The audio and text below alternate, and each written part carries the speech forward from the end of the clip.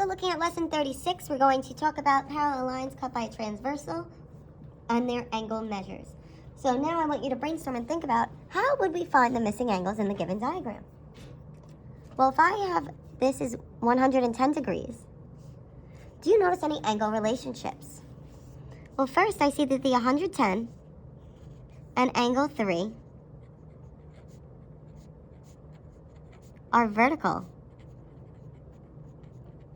And what do we know about vertical angles? Vertical angles are congruent or equal to one another, and that's the symbol for congruent. So that means that if angle 3 is vertical to angle 110, then angle 3 must be equal to 110. So angle 3 would be 110 degrees. So if angle 3 is 110 degrees, do you know any other angle relationships that you see there? How could I determine what angle 2 maybe is? Well, if I look, 110 and angle 2 form a line. They're a linear pair. What do I know about angles that are a linear pair? They add to 180. So if they must add to 180, in order to find angle 2, I could do 180 minus 110. And that would give me 70 degrees. So angle 2 would be 70 degrees. So then, angle 2 and angle 4 are vertical angles. They're directly across from each other. So if angle 2 is 70 degrees, angle 4 must also be 70 degrees. So that was pretty easy, but how do I figure out the angles at the bottom then? Well, there are a couple different ways that we could do this. We're going to recognize some of our angle relationships. So I notice here, angle 3 and angle 5 are alternate interior angles. And what do we know about the measures of alternate interior angles? They are congruent or the same. So if angle 3 is 110, then angle 5 is 110. Now angle 4 and angle 8. If I were to rewrite this as 1, we'll call this 1, 4, 1, 4. Those match up, angle 8 and angle 4. That means they are corresponding, and we know corresponding angles are equal.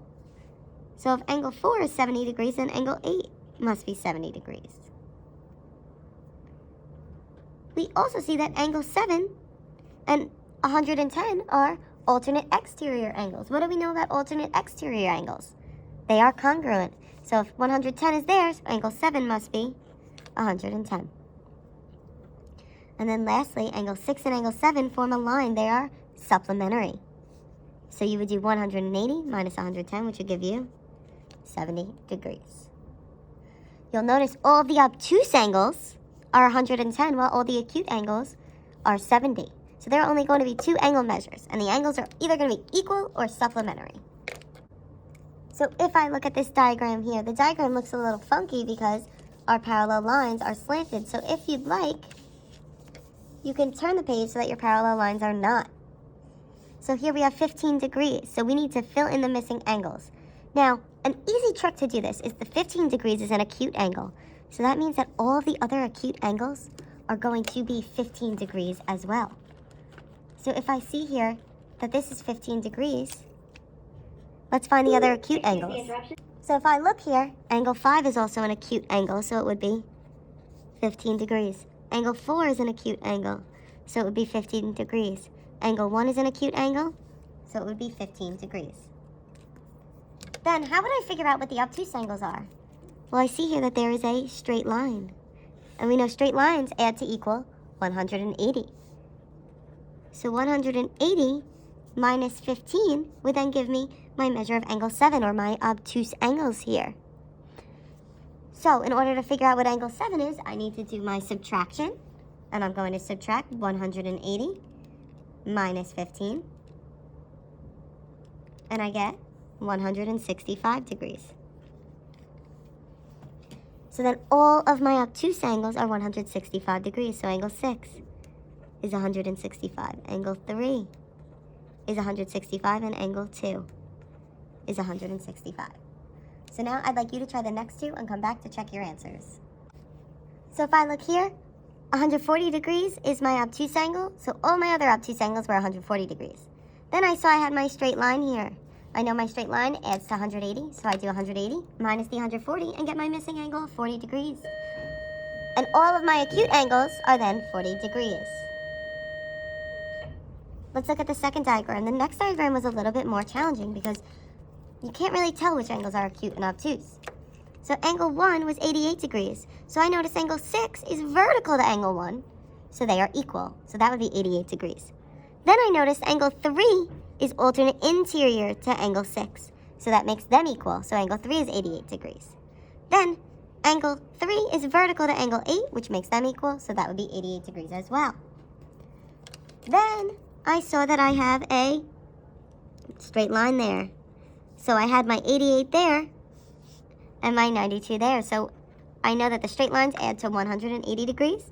So when I do 180 minus 88, I got that 92 degrees for angle 5. Now I notice angle 5 and angle 4 were alternate exterior angles, and those are congruent. So angle 5 is 92, so angle 4 is 92 degrees. Then angle 4 is vertical to angle 7, which makes them equal. So angle 7 is 92 degrees.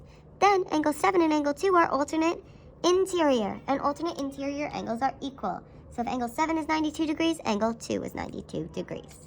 If you have any questions, please comment on this video or in the Google Classroom and complete practice worksheet number 36.